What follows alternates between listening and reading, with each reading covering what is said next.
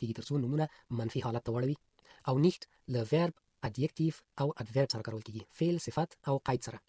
داسې قید او صفت چې دا په راتلونکو څو دقیقو کې تشریح کوو درځئ مثالونه وګورو das ist kein Apfel ګورئ apfel یو نوم ده معنی ته وایي د دغه د منفي کولو لپاره وایو چې دا معنا نه ده kein نه کار اخلو بغیر له نوم نه د نورو شیانو لپاره nicht کارول کیږي لکه د